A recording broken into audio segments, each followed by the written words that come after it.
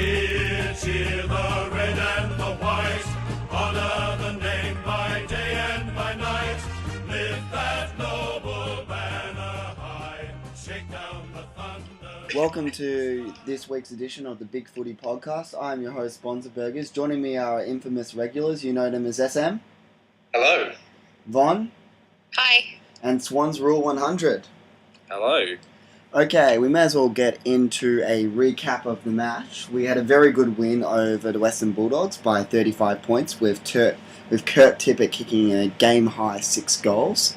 SM, can I please get your views on the match? Yeah, I thought it was a really good performance. I thought it was a bit too close early, too close for comfort, but we pulled away at the end, and I think, like Longmire said after the match, those 3 goals in red time in the third quarter really helped us kind of cement that win, and none other than Kurt Tippett really stood up and proved his worth today for the team. Okay, Von, can I get your views, please? The first half, all credit to the doggies. I thought they played out of their skins. I know they've been in decent form this past month, but they were working harder than us, and that's something I have not seen for quite a long time. So all credit goes to them, but I think we were just a bit too classy in the end. Okay, and SR100, can I get your views on the match? I thought it was a good win in the end. I thought the Dogs' pressure was evident, especially in the first 3 quarters. I think they pushed their forwards back and created a lot of separation. I think with our shorter backline, we rely on a bit of team defence, and they separated the numbers and they kept the ball in there. They actually out-tackled us today. But I thought under siege, the defence stood up, especially someone like Everett, who went at 94% efficiency. He actually had 5 rebound 50s and 2 goal assists, 2 contested marks. I thought he probably had an underrated game, and I thought gradually in the end we got on top in the middle, and probably just our slickness and fitness won out in the end. Yeah, just on that, in terms of them out-tackling us, I think that was really impressive from them. But I do want to highlight the fact that Kieran Jack had 13 tackles, and that's an incredible effort from him. I think he's actually leading the comp for tackles now, so he's just having an outstanding season. Yeah, that's huge from Jack, especially 10 of his tackles came when the pressure was on, so it's not even as though he was racking them up in junk time kind of thing. He stood up. He was, maybe just tackle people for fun. Yeah. I thought the interesting thing was that they sent a heavy tag to Kennedy with Wallace, and then Picken actually tagged Mitchell, which, Mitchell had a poor game. That frees Jack up, Hanbury up, O'Keefe, even McVeigh, Parker. They all racked numbers up, and, they took Kennedy and Mitchell out of the game, but I think that probably cost them in the end. They should have switched Picken onto Jack, probably in the third quarter. Kennedy had a quiet game for his standards. Yeah. For his standards. Wallace was brilliant on Kennedy all day and very firmly won that matchup. I've got to say, I was coming on ready to almost rip into Mitchell for how quiet he was, but then you look at the stats and he still had 19 disposals.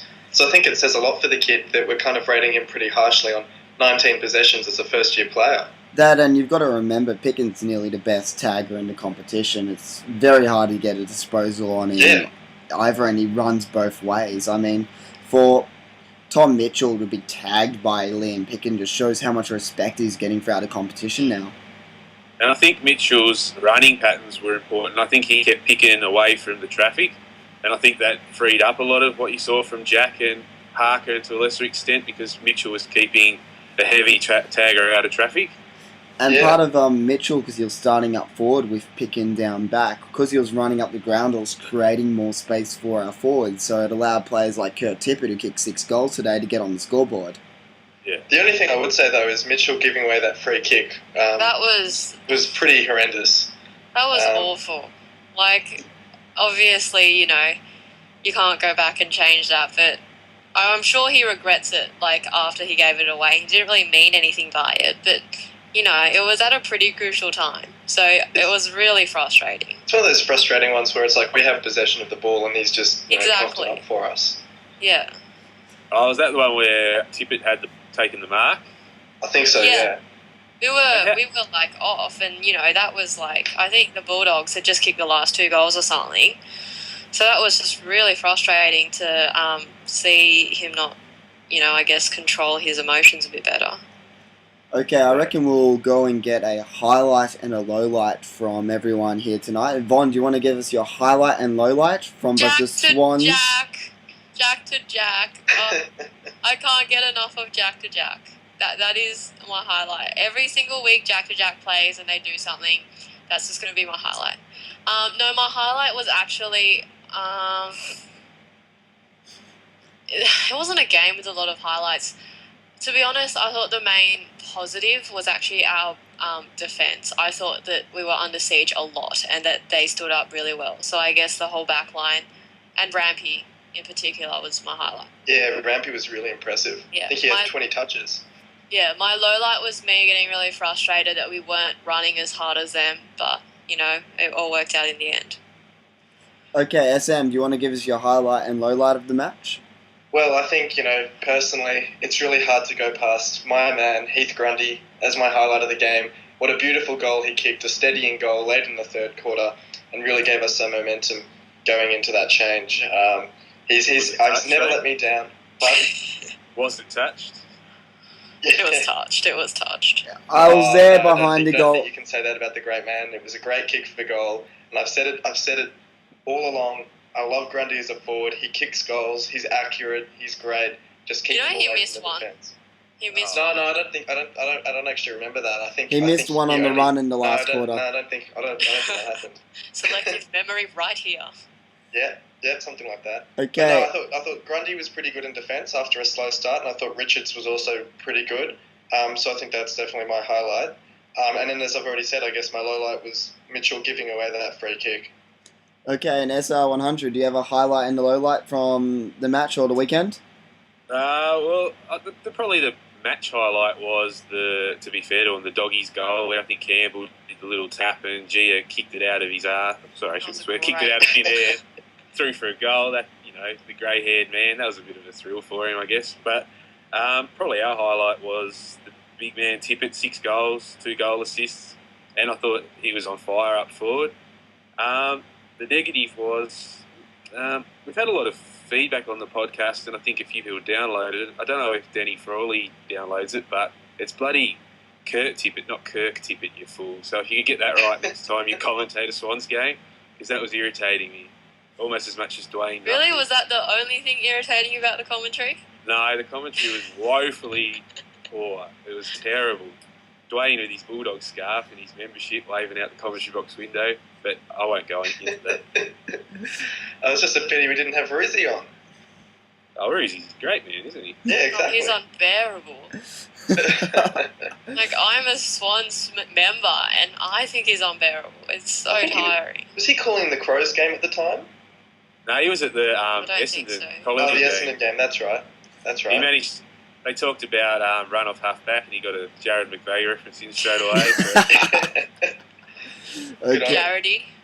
Okay, for my highlight and low light of the weekend, I believe the highlight is definitely the upset victories of North Melbourne over Geelong, Yeah. Richmond over Hawthorn, Oh, God. and Collingwood flogging Essendon. Not only does this give our hopes of a top 4 boost a fantastic amount, it also gives us great hope of a top 2 finish now. And Bonds, can I just say, it also ruins Von's tipping. So I think ruined any my outcome that tipping. destroys Von's tipping It is a great result. killed my tipping. Anyway, moving on. And as for my low light of the match, Grundy's miss. No, I don't remember that one. I don't think it. I think you guys are imagining things here. Grundy does nothing but brilliance in front of Everyone at the ground, when Grundy was running for goal, stood up prematurely just for him to miss. If he had come Grundy does home, cause a lot of. if he had come home with 2 goals for the day, we could have won by only 3 points, and we would have been happy. But you know what, Bonds? If he'd kicked that goal, it would have ruined your bet. Yeah, it would have ruined my Who's bet. doing- Let's who's doing not your talk bet? about that. Let's not talk about that, and let's move on. So I think the results you highlighted, really, as long as Essendon lose one more game, I think we've got top 4 sewn up, looking at the draw. Well, Yeah, Essendon absolutely. I still... really want it so that Hawthorn and Geelong face off. I really want that. And then we take Fremantle, which, yeah. I'd rather Fremantle than Geelong and Hawthorn, to be honest. I'd rather Hawthorn and Geelong face off in the prelim because that's what I meant. Yeah. Oh, sorry. So as in they finish first and fourth or something. Yeah, exactly. That's right. Kind of what I want. Essendon still have a pretty tough run home. I mean, in 2 weeks' time, they've got North Melbourne, who seem to have actually played themselves into a bit of form and aren't choking every match in sight. Sadly. Well, they've got West Coast, North, Carlton, Richmond. The Richmond game could be crucial. The Richmond game could be really crucial for us. And provided they lose, Fremantle have got a top 2 spot sewn up. Like, look at their draw. It wouldn't be top 2. They'll finish 3rd or 4th. They can't finish top 2. They're too far behind. I agree. I think, as I discussed with Punts a bit earlier in the week, I do think that Freo don't really have too much of a chance of finishing top 2, given the fact that Geelong, Hawks, and the Swans all have, yes, they have games against each other, but you have to rely on all 3 teams pretty much losing 2 or more games, which I can't really see happening. Freo, you can't bore teams to death for the whole year. They're not going to do anything. Yeah, I reckon they're going to get found out a bit in September. We should have beaten them. That was a bigger joke than the Port loss. The only reason why Freo beat us was because someone who I won't mention decided to jinx us and kept saying that we were home. I think she means Roosie. No, I know who she means. Roosie was pretty confident in that telecast, but I reckon we'll move on just from that direct argument right there. And we'll actually go into our discussion for the week, potential All Australian Swans players. Now, I believe SM actually had a bit he wanted to say about this. Yeah, so I've had a bit of a look through the week at the stats for the main players in contention for the spots. I think looking at the opinion from most posters on both the Swans board and the main board, it looks like it's come down to Malcheski, McVeigh, Hanbury, Kennedy, and Jack, and potentially Smith. I mean, Smith's probably... players. Smith's a long shot. Yeah, I guess, but when you look at a team that's finishing top 2 or top 3, you're going to get maybe more than average inclusions from that side, purely because it seemed that the team's doing so well that, more players might deserve a spot. But, I mean, you're looking at someone like Malcheski, who's ranked 2nd in kicks, 3rd in bounces, 1st in rebound 50s per game, and has actually played really impressively this year with an average of about 23 disposals. Really should have a spot in that half-back flank sewn up, I think. I think he's one of our few locks in the team. I think most people would agree with that. But, yeah, I think Malcheski has had an absolutely superb season. I think Kieran Japp would be a lock as well.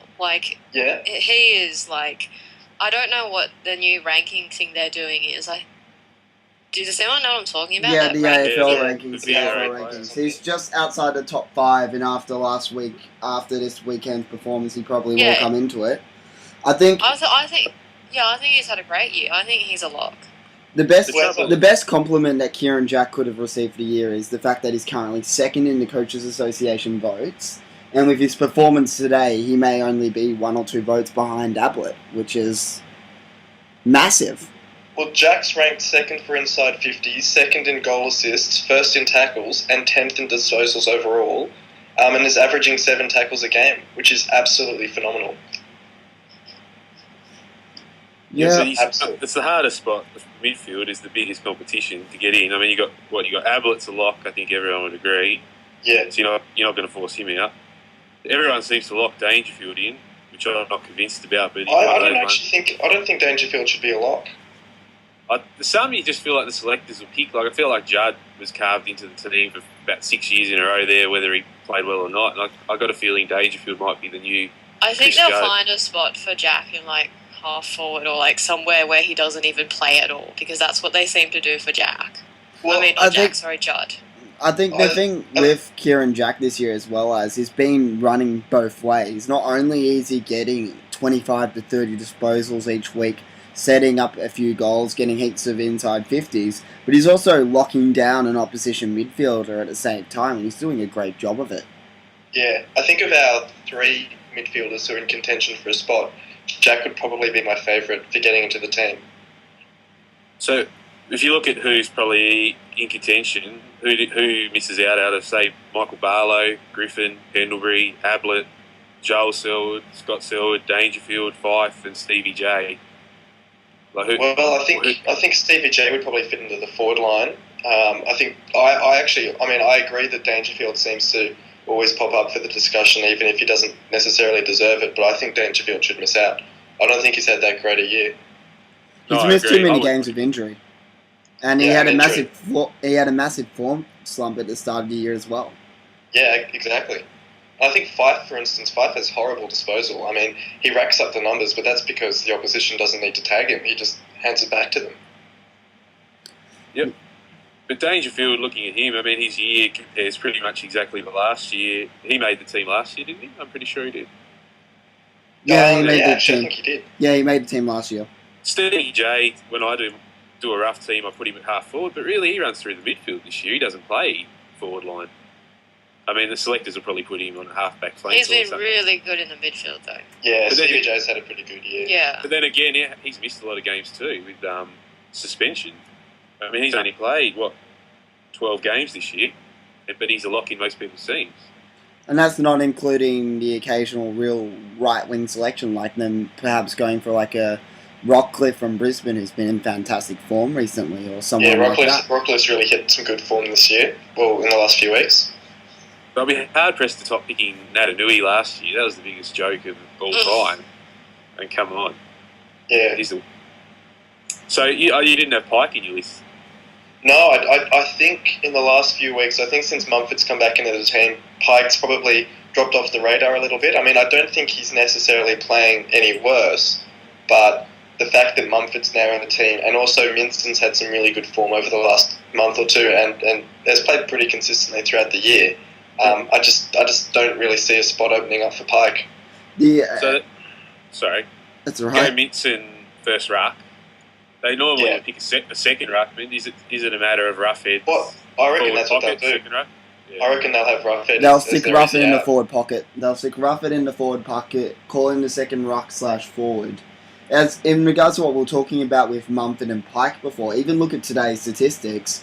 Pike had 36 hitouts and Mumford only had 14. It just shows how much more game time Mumford is getting in the ruck now, and it's really cutting down on Pike's opportunities in the middle. Yeah, sorry. So Mumford got the 36 hitouts. Yeah, I think that's because Pike's a better forward than Mumford's as well. But yeah, that's going to hurt him come All Australian selection. I think he'll make the squad, but he won't make the final team. He'll make the All Canadian lineup. That's the funny thing. That's what I was thinking of. Having someone like Mumford as an All Australian. As a Canadian would be a little bit of an odd concept. Jimmy Steins has made All This Australian. Canadian? I don't think they've covered this enough. They should give this more coverage. And I didn't realise he was Canadian.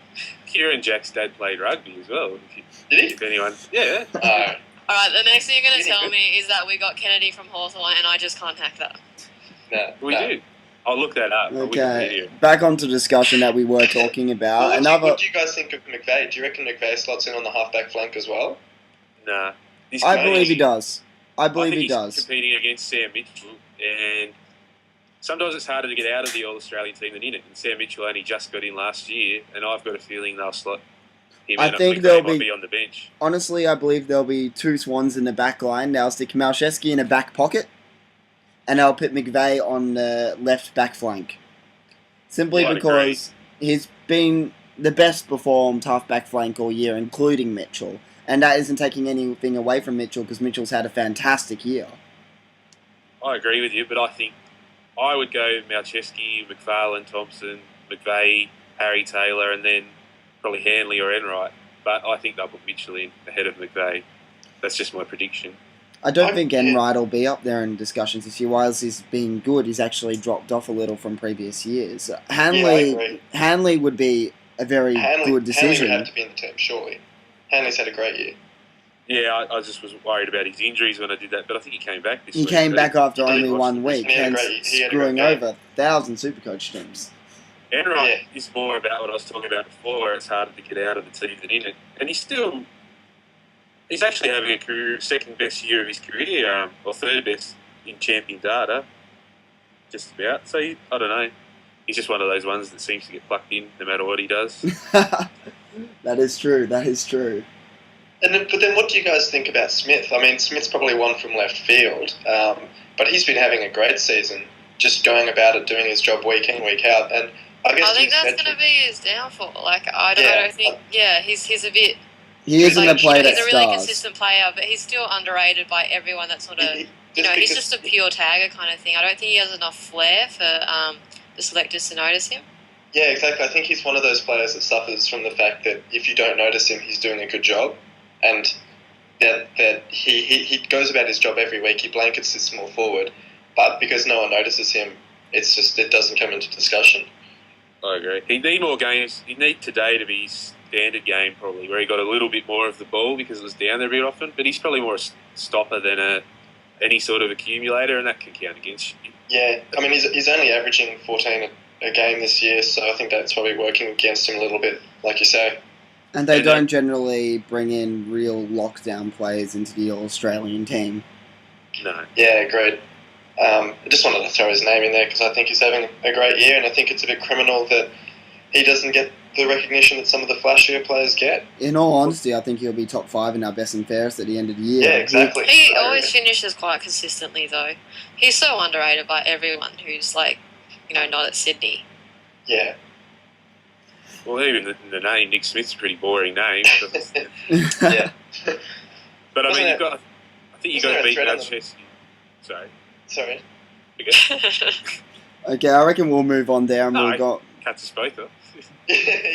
Okay, I think we'll go on to our injury report for the week. SR100, do you want to hit us off? Yeah, there's nothing new, really.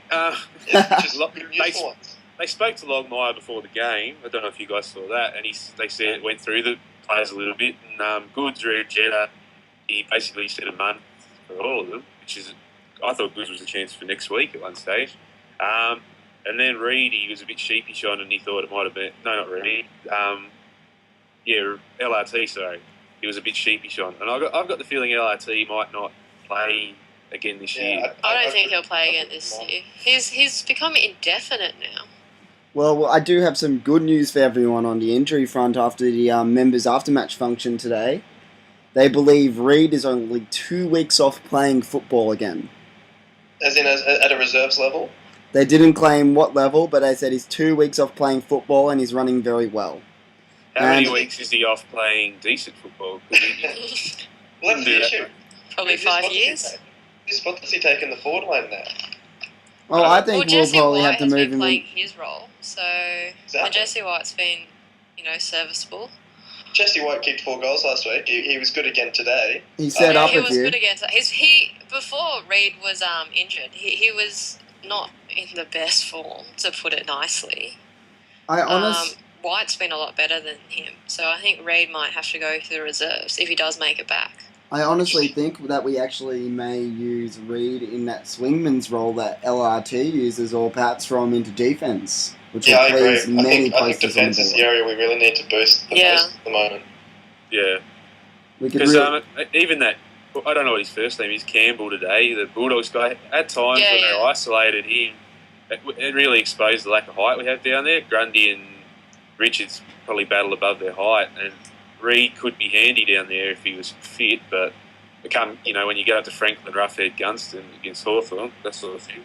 That's what I was saying, in my post, I think I said this last night, you just don't know how fit, it's just going to be such a big gamble, when these players are back, it's going to be finals time. It's just a huge gamble, and I don't think they're going to, they don't have the reserves to come through.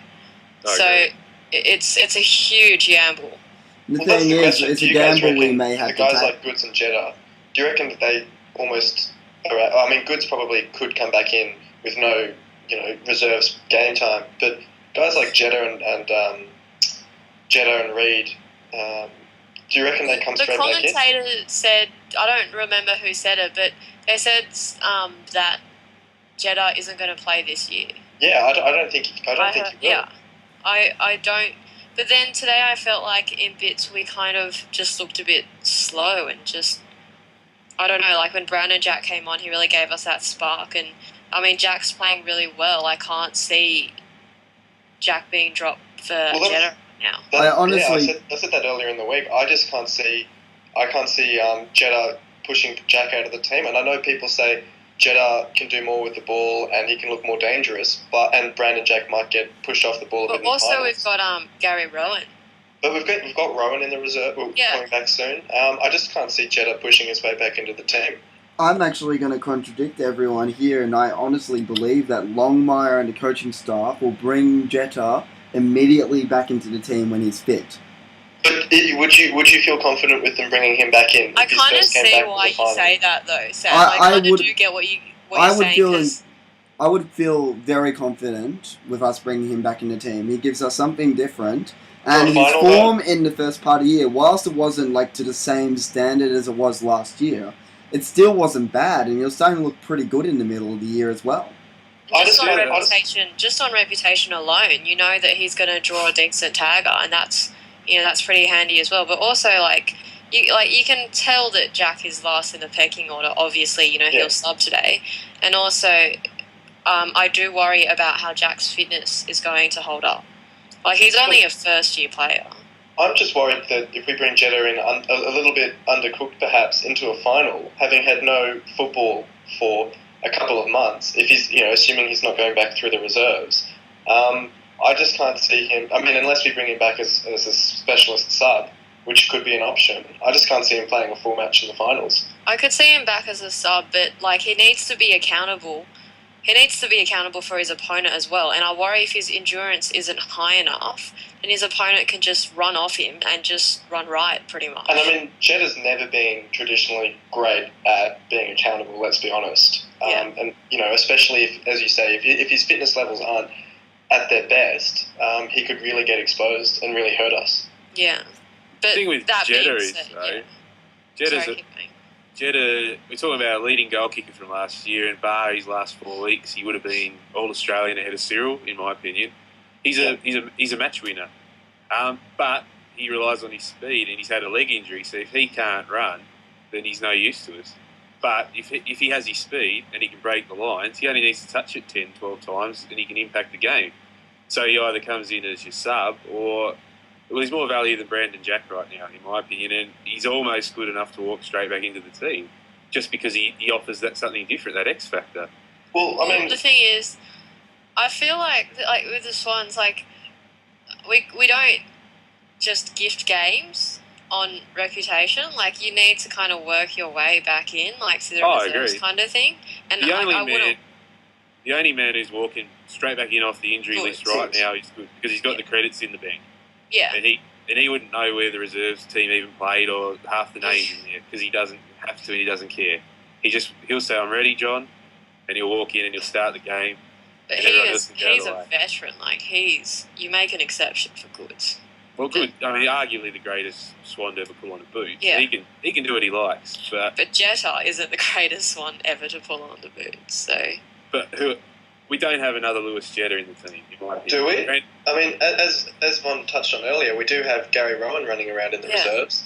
Gary Rowan's more like a goods player to me. But if Gary Rowan's fit, I would play Jetta any day. But I think the only thing that, not the only thing, but I think what Jetta really offers is speed. That's pretty much the only thing that, gave him a game when he was, shocking a few years ago. And also the fact that he's an avenue for goal. He's a small crummer.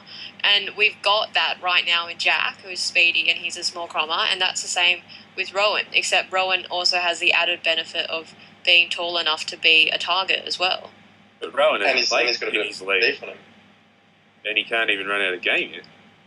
Well, that's the question. I mean, Sam, do you know if did they say anything about Rowan in the post-match? No, they didn't bring him up in the post-match in the members after-match function today. I haven't even heard anything about his reserves performance today. He wasn't on yesterday. He wasn't on the goal kickers nor in the bests. Okay. But if you look at our subs in the history since the sub rule started, we've had some shockers from Mark Seavey, our first ever sub, worst thing I've ever seen. I still think Gary Rowan, that game at Subiaco, was the best sub game we've ever had, and that stands in my mind when I think about Rowan as a finals X factor player. That he could come off the bench and win a game in a quarter. If we're talking having either Jetta or Rowan as a sub, I would much rather have Rowan sitting there with the vest on. Oh, well, Speaking of injury Sure. list, how did everyone think Shaw went today? I thought he was pretty good. I thought First I game didn't back. notice him, so I thought that was pretty good. He set up that goal for Craig Bird, and I think there was another one. He set up 3 goals today. Yeah, but he almost looked a little lost, like he didn't have a position to play in. He was playing half forward. They were trying Yeah, to use him he as was a half forward, I think. They were trying to use him as a defensive forward / midfielder. At times of the game, he was running alongside Cooney or Bob Murphy, for instance. And whilst his opponent got a fair bit of the ball today, it was a good way to bring him back, I feel. He wasn't as bad. Yeah, it was just about getting some miles into the legs and some that's it. footy. I think. Look, he was really brought back this week with an eye to next week more than anything. Yeah. Okay, we'll move it on there. I think we've got to really talk about Mitch Morton and his retirement today. Yeah. Oh, sorry, the only other one with the injuries was I did notice Ben McGlynn was listed on the Peter Larkins injury list for 2 weeks, but he's not on What? the club one. So I don't know if Ben McGlynn is coming back or not. Well, I looked on the AFL teams one, which you can get from the AFL app, and Yeah, he's not on it. he's not on it. Yeah. So I would trust that over Larkins, to be honest. Oh, I would too, but just put it out I'm going to there. have a look now. Okay, I reckon we'll move on there and we'll start actually talking about Mitch Morton and his retirement. Yeah. Mr. September. Mr. September, I'll be... Mr. September, you retired too early. You never got to see your banner. That's my input. I reckon he was put off. He didn't have enough support from the crowd, Von. I reckon he got a nice little tap on the shoulder and told he didn't have a spot next year. Yeah, that's Do you reckon what I that was it? Do you reckon he was told he wasn't going to get another contract? I think we're clearing our books, so to say. Yeah. He's I got reckon a- that's part of it. Got to re-sign Mumford, Lamb, Jesse just White. re-signs. Jesse White. Yeah, he needs some coin. So Morton's probably not willing, probably make more money in the business world than his $70,000 contract at Sydney. So When you look at the players out of contract this year, there aren't any names that really jump off the list as obvious players for delisting, and I think that's part of it. I think we're looking at which players we can get rid of and which players aren't entirely valuable for the club going forward, and unfortunately I think he was one of them. But in his games for Sydney, I think he had a decent output. I think he offered us what we needed from him, especially on that last day in September with 2 amazing goals and setting up that beautiful goal for Jack. that's it. I think just we want got- to say that Benny's not on the injury list for the AFL app. Anyway, keep going. Awesome. I Yeah. think with Morton, I think he could have probably played a bigger role this year. I thought he wasn't suited to being the sub, which he was a couple of times. It's not his game. And I thought No, he it's probably not wasn't at all. probably wasn't a spot for him and McGlynn in one team. It didn't really work. But I was surprised he hasn't played this week with McGlynn out and last week. But I guess you can't change a winning team. Like, who do you pluck out instead of him?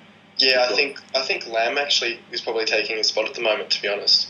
Yeah, and Lamb's a more rounded player in my opinion.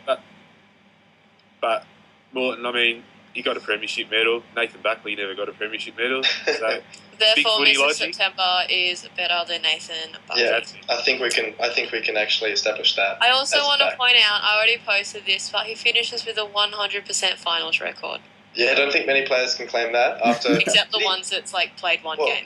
Well, yeah, but did Morton play 100 games? I think he played between- 88 or something. Okay, well, we'll say players who've played more than 80 games. I don't think there'd be many who have a 100% finals record. No, well, Chris Richard Newman Hadley? hasn't lost a final yet. He's played 232 foot I games. don't think he's played in a final, though. That's the problem. No, We he can hasn't. say he's the first Richmond player. Ex-Richmond players who have a 100% finals record. Now, if they get a win in the finals this year, they may have a few of them. Mm, But Yeah, I he's mean, finished can at the anyone current think, well, moment, he's got getting back 82 into- games. I think unless we get decimated by injuries, I don't think we'll see him because he's not really in our long-term plans. It'd be tempting to roll him out grand final day if we were still I there. reckon that's it. I reckon come finals time, it might be tempting to call on Mitchie. Yeah, he'll be hanging onto his phone waiting for the horse to come to his senses, I reckon. Well, So will we'll- I. I want him to see the banner. We'll make a few Hawthorn fans a little bit edgy Oh, they if we're won't be. playing them in the final. Shout out to Taz Hawk. Okay, we're going to move on there. Let's talk about preview for the Collingwood-Sydney match. Von, do you want to hit us off? I'm so excited for this match. Can't imagine why. I'm really, really looking forward to this match, especially with especially with Collingwood completely belting Essendon today. Did anyone see that coming? I thought it would be a lot closer than what it was. No, I thought Collingwood would be pretty comfortable winners in that one, to be honest. Yeah, I tipped them. Essendon haven't been in great form recently, and with Robson coming out and mouthing off during the week, it really could have thrown a couple of questions into their mindset. Yeah, but I thought with like Watson coming back and also the stronger ruck for Essendon, that Collingwood would just not. Anyway, that's not important. That's this week's. Next week, I'm really excited. I think it's going to be a really good challenge because I feel like they've gotten a few players back, and so they're going to be They're going to be more difficult than what they were when we played them earlier in the season. I'm still going to tip us, but I'm looking forward to it. But also the ins will be really interesting because if we go off the fact that, Ben's not injured, then he comes in and then it's kind of like who makes way. I would say Lamb or Jack, to be honest. But Lamb and Jack. We won't drop Lamb after his performance today. It was brilliant. But if we drop Jack, we're just going to be we're not going to have any speed. And we won't have any Jack-to-Jack moments, which is, what everyone really wants to say. No, it's okay. We get Brown moments. Oh, dear. Oh, dear, indeed. As for my thoughts on this match, I think it's going to be a lot closer than a lot of people are expecting it to be. Some people on Bigfooty are writing it off already. But if you look at when we played them earlier on in the year, they had a fairly weak lineup named, and we had some players like Goods, for instance, who dominated that match. And I think we're going to really feel his loss come Saturday. Yeah, I think it's going to be interesting, actually, because it's a very different Swans lineup to usual against the Pies. Very young lineup for once. So I think it will be quite interesting to see how we go. I do think we should get over the line. We've come into some pretty good form. I think Tippett's looking really ominous up forward for us. I think he's hit some good form at the right time of the year. So I think it will be a pretty interesting match. I think McGlynn won't come in. I'm going to put that out there. I think he won't play this week. I think we're going to look to settle the lineup a little bit and get some continuity into the team. You don't think Ben's in the best 22? I think he is, but I think at the moment there's no weak link in the team that you would necessarily drop. I think that if someone goes out, it would be Brandon. But, I agree that we do need his speed in the team as a sub or starting on the field, so I can't really see him going out necessarily. SR100, do you want to give us your thoughts on the game?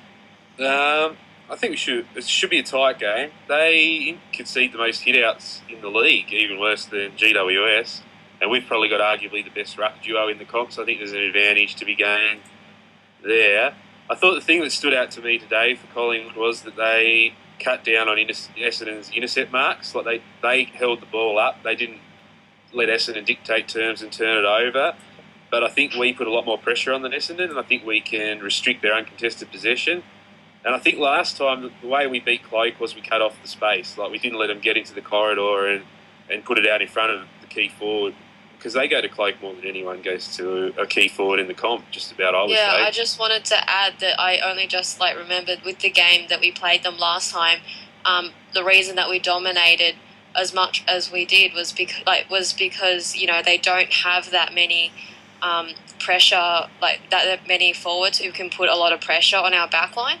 So that let us, pretty much execute our game plan and just set up goals from our backline, which is pretty much what our game plan is. And I don't think that has changed from then to now. So I think that's going to actually be the reason why we're going to get this one. But, yeah. I mean, the thing Buckley's added is Ben Reid goes forward, and he looks good up forward. But I think the advantage of the whole Tippett-White, Pike/Mumford forward line this week is I think that forces Reid to go back. Because I agree. You can't have Nick Maxwell playing on Jesse White, for instance. But then when Cameron was absolutely slaughtering GWS, they didn't even move Ben Reid back. So But GWS aren't. But right. Cameron's only one man. I think since we've got Pike, Tippett, and White, who can all take a grab, kick a goal. The three talls are all pretty dangerous. I think since Cameron was only one player for GWS, they could try different players on him, but there was no sort of panic there. There was never a genuine concern that Collingwood would lose that game. In the coach's box, at least, I wouldn't have thought. I think that playing Sydney's a way different kettle of fish to playing GWS, so Reid has to be accountable because otherwise we'll expose Maxwell and Nathan Brown and Keith or whoever the hell that is, all the hacks they have in their back line. The poor man's right. Yeah, I mean, they've got some terrible backmen down there. Nick Maxwell's the worst captain in the AFL. How do you even get a spot in the team? God. Yeah. I mean, contested pressure, that'll win the game. And cut off the space in front of Cloak. Just a team defence. Don't let them get that separation. That was a worry today, how the Dogs forwards drew our defenders back and separated them. So Grundy and Richards better get their act together and communicate properly down there, or they'll get a foot up the arse. Yeah, I agree. Oh, yeah, I'll run down there. Got to watch for Grundy playing hopefully a better game next week to start off. I think he was a bit slow to get into it today, so really hope he can get his act together from the first siren. I'm going to go out with it. Grundy was better there than was lots Ted of times today where he just looked like he was spectating and watching them kick goals, which was... Grundy? Yeah. And that's kind of my job, not his job. Well, look, no, I agree with both of you. I actually think I agree that Richards didn't actually have that great a game today either, and I think that's a bit of a concern. I thought he was okay. I thought Richards was lousy till I looked at how many rebound 50s he had. He dominated. I thought he took a few crucial marks and he ran a lot more than usual. He looked a bit out-bodied at a couple of times, though. Yeah, he did, but he was playing on someone like... Campbell is a very, very big player. Yeah. But so's Cloak. And just that spoil where early on Grundy had him, thought Richards was going to spoil, and Richards hit thin air and they got the goal. That stood out. That was lousy football. Lousy communication and terrible defence by two people that rely on each other, whether we like Grundy or Richards or whether one's better than the other. They work together as a team, and the way they work is crucial to our defensive structure. And if they don't communicate, then the defence suffers because they're not big enough just to outbody the guys like Cloak by themselves one-on-one. And I think whoever takes Cloak is the crucial matchup of the week, clearly, and shut down Pendlebury. And then do you reckon we go Jack head-to-head with Pendlebury? I put O'Keefe on Pendlebury, personally. Yeah. Shut him down. Free Jack up. He's attacking. I think O'Keefe will follow Swan this week, actually. They're more similar players. We need someone who will be able to gut run like Swan, otherwise he'll break us up in congestion. You don't need the issue is Swan just kick it to you. Yeah, Swan exactly. can have 55 possessions if we can stop Pendlebury hitting 20. Swan's rubbish. I'd rather stop Sidebottom or Beams than Swan, personally. Sidebottom's actually come into a bit of form. I think we need to worry a bit about him now. They've moved him to half-back flank. He's quite creative back there because Beams is the biggest in since the last time we played him. He's their best and fairest, and he adds another dimension to that side. He's an elite midfielder, and we need to stop him. So who do you reckon goes to Beams? Maybe Bird, if you want to play a shutdown role. Yeah. I personally don't think we're going to do any hard tags. We're just going to go head-to-head. They won't. They'll hard tag. They'll hard tag Pendlebury, I reckon. Oh, well, yeah, aside from Pendlebury, I don't think, You can't hard tag everyone, though, can you? Yeah, no, you can't. And Collingwood would rotate more than anyone, so it's impossible. But I think this could be the week Kennedy gets off the leash. He's due to get... Out of all the midfielders, he's probably worn the tag the most, and this is his week to rack up a few stats, because Collingwood run one way. Yeah, he does play quite well against Collingwood, I think. He's generally done pretty well against them. And Hawthorn, because they're two teams that go, here's our midfield, here's yours, we'll back us to beat you. And that frees... And they never do. Well, that's Kennedy's time to shine. Whereas today, a weaker team goes, well, we got to shut down the prime mover. That's Kennedy. He still draws the number one tag, and I think opposition fear him the most. As good as Jack's been this year, Kennedy's the higher rated player. Okay. Yeah, no, I think it'll be interesting. It'll be a good match, I reckon, and looking forward to it. Okay. It's just nice not for them not to have the wood over us anymore. Tide's turned. Oh, we've played one game against them. I'm still nervous. Two games. Two? But we've only won... 2 games in a row. Oh, we have won 2 games in a row. Wow, it's 2013. Anyway. Okay, everyone. I think we're going to have to call it that time there for tonight. Do we have any closing thoughts from everybody? Von? No closing thoughts except that I'm really keen to wear. Oh, we need a code word, guys. We need a code word. How about Nathan Brown's a flog. Yeah. No. Jack to Jack, back to back. Yes. The code word Go for my is banner. Jack to Jack, Guys, back to back. look out for that banner at the ANZ, and if you see it, come say hi to me. The code But I'll tell word. you what, I'm watching Fox Sports in the background, and bloody Angus Monfries, that 90-degree bounce, defies the laws of physics. How dare he? Wish Nathan Lyon could turn it like that. Okay, SR100, do you have any closing thoughts? Yeah, aside from our games, it's actually a potentially boring round. Just looking at the clashes, there's some terrible games this week. I reckon Geelong and Hawthorn are going to absolutely thrash. I think is it St Kilda and Port? Yeah, no, St Kilda. Yeah, Hawthorn play St Kilda, Geelong, Port. That'll be easy wins. I reckon they're going to absolutely thrash them to make up for the losses this weekend. Yeah, my closing thought would be any Collingwood supporters out there, I'll give you 5 goals in because we're going to win this easily. Yeah, I agree. Yeah. SR100, any closing thoughts? Yeah, that was me. Just gave you. Oh, sorry, SM. I mean SM. Yeah, nothing too much from me. Looking forward to the weekend. I think this could really be a pretty crucial game, looking back on it when we get to finals, as to whether or not we finish top 2, top 4 even. I think we really need to get the win this weekend to set up the last couple of games for the season. So, up the Swans. Okay, my closing thoughts for the week is I'm actually going to echo what SM has said. I believe this is the most crucial match we've had all season. If we get up in this weekend, there will be no stopping us come September. Anyway, Oh, God, here's the jinx. Hey, it's not me saying it, Von, don't worry. Anyways, thank you everyone for listening to the podcast. Remember, this week's code word is Jack to Jack, back to back. And say hi to me if you see that banner. Say hi to Von if you see the banner. I want to give a shout out to Kaz, our monitor. He was the first person to pull out and quote last week's special code word, which SM, do you want to hit it off for us? Those beautiful fluoro boots from Grundy. Thank you very much, and the have other it. thing before we go, a shout out to Punts again. He's tipping Collingwood, I think, thus far. But we'll see if we can turn you by the end of the week, Punts. Yeah, we'll get there. We'll convince him. I will. I'll work on it. Apparently, we're a bit too top heavy, but I guess we'll see how we go.